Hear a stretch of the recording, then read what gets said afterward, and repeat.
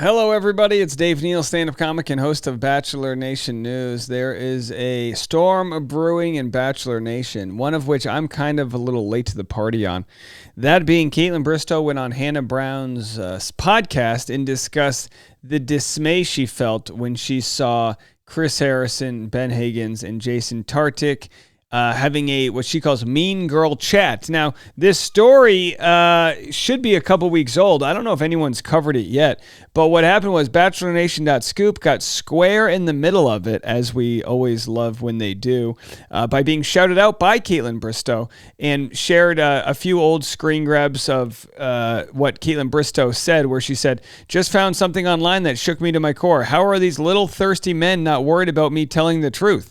So people have wondered, what the hell is she talking about? And now we have the clip I'm going to share for you, and then I'm going to share what Ben Higgins had to say in response. Here's the clip. Again, this is from like 2 weeks ago. I guess no one watched this or no one commented on this specific part, but here's the clip where Kaitlyn Bristowe mentioned in the middle of the night she saw that clip and it pissed her off. Have a listen. And then I think it all got to me a lot, and then I've kind of shrunk a little bit, and I'm starting to work on that to be able to like fully be myself again. Even like on social media, I feel like, I had a really hard time with just backlash and just also making my own mistakes, but not really being able to handle that much eyeballs and criticism. And I feel like you, well, I know it's been like really tough, but you've still been able to be like super vulnerable through it all. Yeah. How do you do that with like all the like criticism that you have received? I don't know.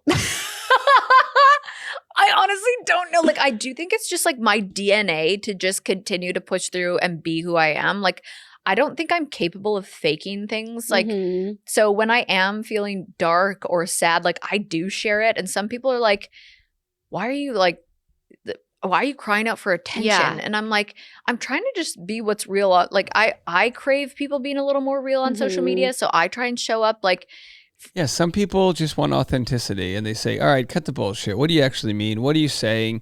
Are we friends? Are we not? I mean, it sets the bar high for the people in your community. And some people will say, well, for your own mental health, set the bar lower. And but I understand not wanting that bar set lower. You want to surround yourself by high vibration people.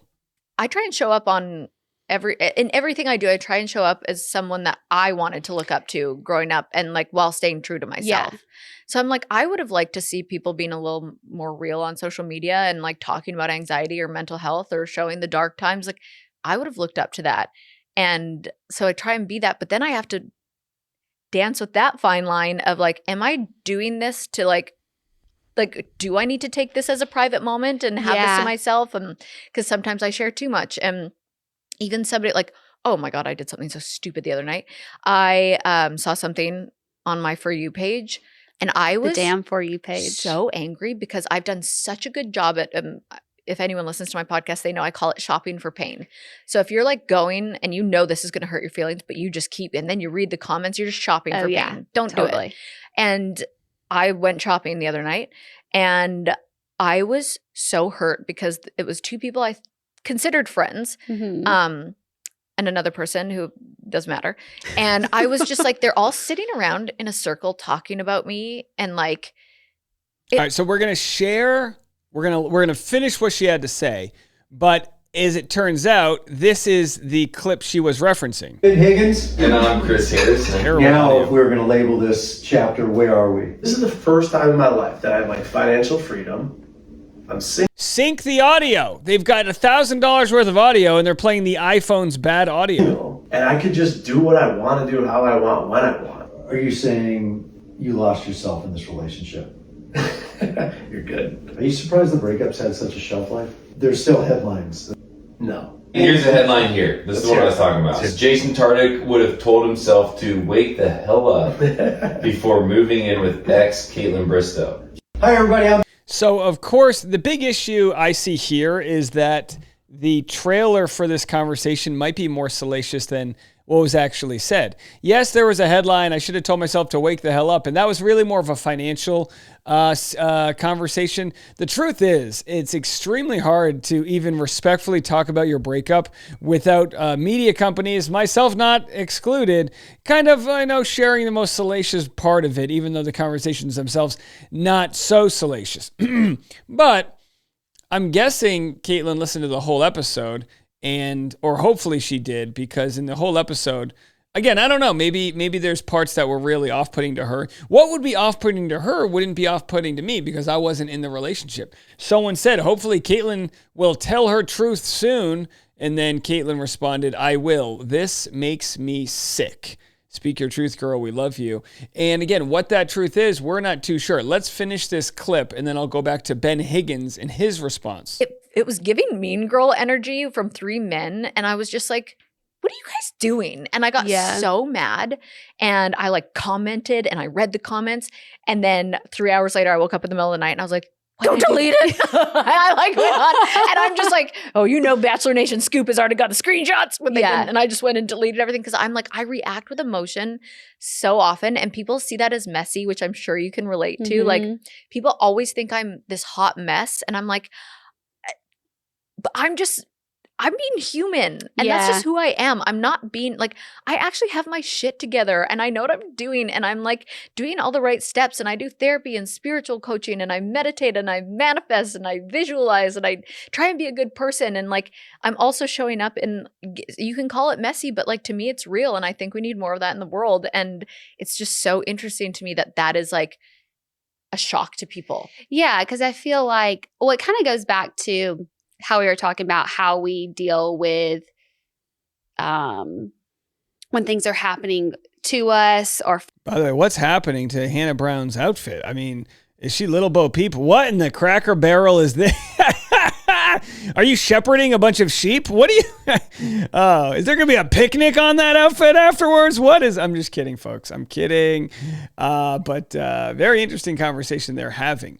So that was 2 weeks ago, and it kind of ended. And then BachelorNation.scoop, a.k.a. Scoopy, posted the receipts of that conversation. Where was Ben responded saying, I'm intrigued at what dirt Kaitlyn Bristowe has. But hey, KB, just text me the dirt first, please, so I can approve it going public.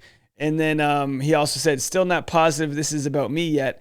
Time will tell. And then she responded by saying, Ben, we have been texting since 5 p.m. Central Time. I love you. You are never on my shit list. And then I think that was the end of her post there. Let's see what so then Ben shared her post and said, I can now sleep that my dirty laundry will not be aired. You should all know that Kaitlyn Bristowe and I are great and always will be. Bachelor Nation.scoop, your investigation continues. And of course, that investigation being, what dirt does Kaitlyn Bristowe have? And again, my guess is saying, be careful if you want to talk about how the relationship ended, because I have my own version of how it ended. And also, as far as Chris Harrison's concerned, I'm sure Kaitlyn Bristowe has a hell of a lot of dirt on him. Is that a threat? Kind of. It's like mutually assured destruction, right? They know a lot about each other. Chris Harrison was the host for a long time. I'm sure the way they ran the show 10 years ago would be frowned upon in today's world. With regards to how Kaitlyn described being messy and authentic, she's got a point. The point is this. She's got 1 million, 2 million followers on Instagram. She's got multiple successful companies. And with that comes a lot of people that don't like her. And she doesn't stand for it. And you might say, well, the best thing for her mental health is to put her phone down and not address the trolls. Maybe, but also, what are you going to victim blame her for the way the trolls act? She's just living her life. She's literally hurting nobody. She's, if anything, an asset. She's a Canadian providing an economic boom with her Spade and Sparrows wine company here, right? She's trying to go through and acknowledge her own mental issues and work through them and be a better version of herself today than she was yesterday. Some people, they just don't like that. And I'll be accused of being a Kaitlyn Bristowe homer. And it's because I understand who she is and how she operates, because I'm kind of the same way. I get annoyed by people I feel that are my friends on the daily if I feel like they've done something that has not lived up to the loyalty I would hope for. Call me a psychopath. That's how I feel. Anyone who knows me knows that's how I am. I will, and I'll call them out too. And I'll be like, I wouldn't have done that to you. Or if I take a photo of you at your stand-up show, why didn't you take a photo of me at my stand-up show? Type of deal. I know codependence, it sort of breeds bitterness. I understand how that all works out, but that's the itch we have to scratch. And I don't know if we ever change the type of person that we are. You just got to learn to live with it. For us or whatever, like you kind of like stand up and will like, speak for yourself, and I can kind of like, I protest. So I like, instead of when I'm in a bad place or something, I just don't show up at all, which is also not cool because I can't fake it either. Right. So it's like, I can't fake this. And if I go on here for like 2 months, y'all are going to be like, like Hannah needs help. What's going on? Yeah, So I wish like, I could take a knee like that. I'm just no, but it's actually it's not. I do that in my relationships. Like that's not just for like online. Like I do that. I ghost and pull away from everyone. I don't like that about myself. I need to be able to like ask for help and be like, hey, like I'm actually not doing great, and be able to give myself grace. Yeah, and have people around me that actually. I know I have people around me that would like give me grace. Totally. But I think it's hard for people to see somebody like just like living vulnerably and actually showcasing that, because there's a lot of people who are afraid to even do that for themselves. So when they see it in somebody else, it can be like really triggering. That's what I'm learning. I see so many quotes. That's usually what my For You page is quotes about like your light will make people uncomfortable. Like what they see in you is, and like if they want that, that's going to create like a trigger in them. Yes. And I'm trying to. And one of the biggest triggers I see with people that don't like Kaitlyn is how open and honest she is. And we live in a country, very, widely diverse country, where some people don't talk about their sexual health. They don't talk about certain things that are unbecoming of a woman. Yeah, completely sexist. I get it. And Kaitlyn comes down and goes, come on, I thought we were partying. I thought we were talking about these things. So I can understand how that can be triggering to some. I mean, my podcast, every 1-star review is people that are triggered about a conversation around religion or politics or things like this. People get triggered out there. And maybe it would be nice for Kaitlyn Bristowe to develop an app that works with Instagram that filters out all of the low vibration. Wouldn't that be nice? It just finds a way to filter out literally every single comment that's not, of the type of comment you would respond to. Like no one talks to me in person the way they talk about me online. And I know Kaitlyn could say that times 1,000. And you might say, oh, Dave, you're just going to create an echo chamber. Good. It's mean enough out there. I want a little echo. You are loved. You're doing okay. All right. We'll be back with more content right after this. I'll be live on patreon.com/Dave Neal.